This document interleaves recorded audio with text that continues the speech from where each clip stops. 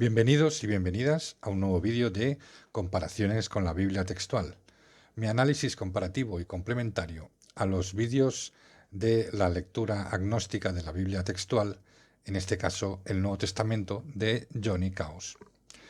Hoy con el capítulo 9, Evangelio de Mateo, curación del paralítico, que es así como aparece el título en la traducción del original griego.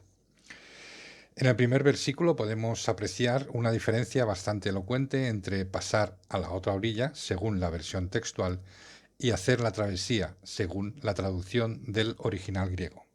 Como bien comenta Johnny Caos en su vídeo original, no queda claro exactamente cuál es su ciudad. Según las anotaciones a pie de página de los traductores de la traducción del original griego, indican lo siguiente. Esta ciudad es Cafarnaúm, que había constituido el centro de su actividad apostólica.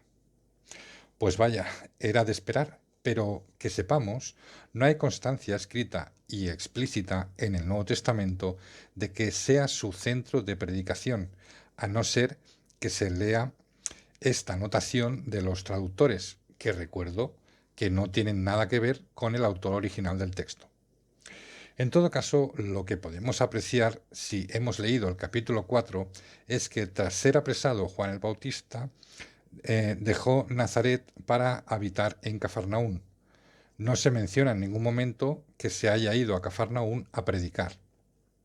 Aún así, en toda información que he podido encontrar al respecto, se menciona a Cafarnaún como uno de los emplazamientos de predicación de Jesús. Y si en todo caso hacen referencia al inicio de su apostolado, es porque en esa ciudad inició el reclutamiento de sus 12 apóstoles. Pero como es una lectura gnóstica, las anotaciones de los traductores no nos sirven en absoluto. La mención de su ciudad es insuficiente, poco precisa y confusa. Por otro lado, se conoce como travesía a cualquier viaje o itinerario que implica algún tipo de riesgo y que generalmente se relaciona con una aventura. Aquellos que comienzan un viaje saben que están expuestos a situaciones inesperadas, generalmente relacionadas con las condiciones climáticas y la ignorancia del terreno.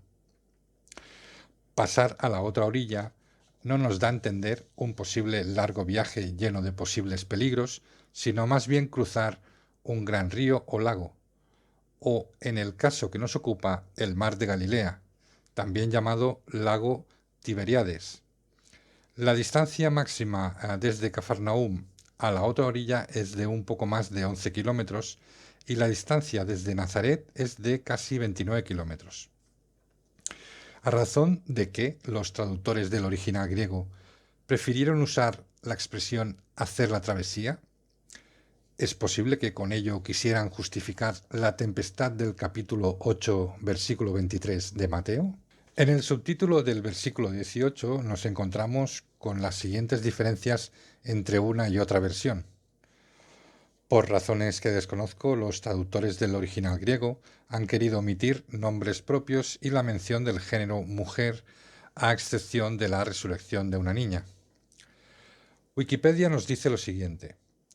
Se conoce como curación de la hemorroísa a uno de los milagros de Jesús mediante el cual fue sanada una mujer que padecía flujos de sangre, algo que en su tiempo se consideraba signo de impureza espiritual.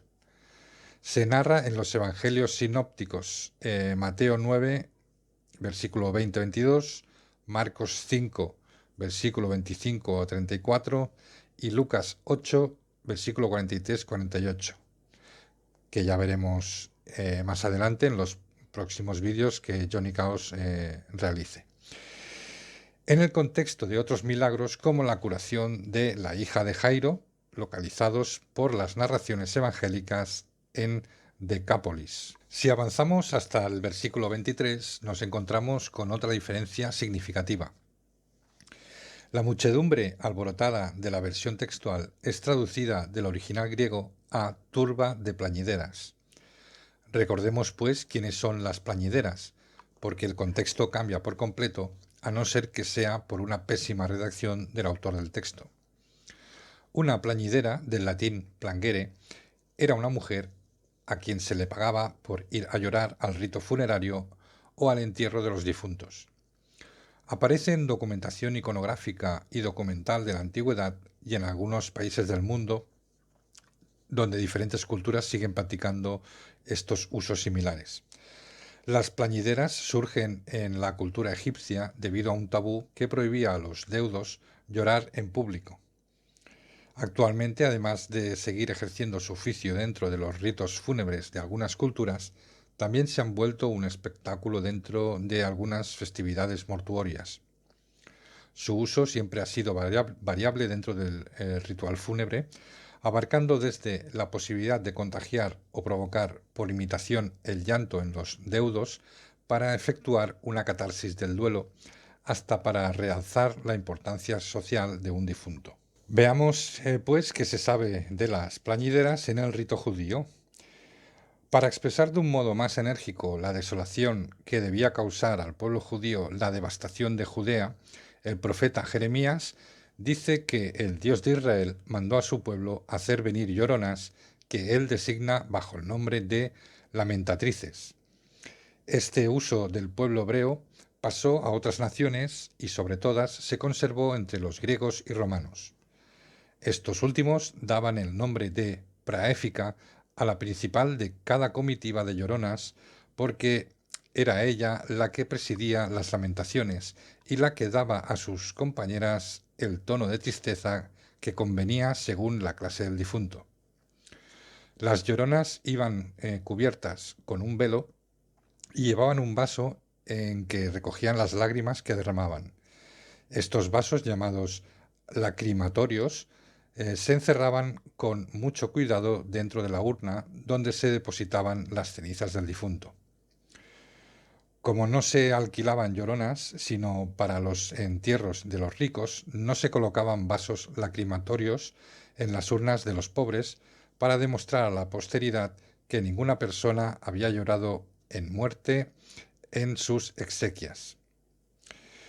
Un extracto del comentario bíblico de Adam Clarke en bibliaplus.org dice así: los judíos usaban pipas en tiempos de calamidad o muerte.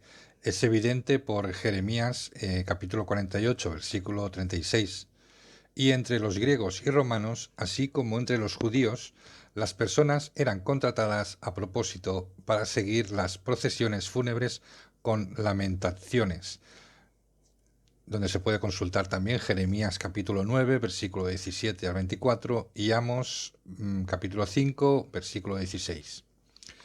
Incluso los más pobres de los judíos debían tener 2 flautistas y una mujer de luto. En estas solemnidades fúnebres solían beber mucho, incluso 10 copas de vino cada una, donde se pudiera conseguir. Bien, nos seguirá quedando siempre la incógnita de si realmente lo que le pasó a la niña fue una borrachera, ya que según Jesús decía que solo estaba durmiendo, o bien otro esperado milagro del Maestro. En fin, os invito a que saquéis vuestras propias conclusiones. Sin más, os espero en el próximo capítulo. Si te ha gustado el vídeo, dale al like y a la campanilla. Un saludo.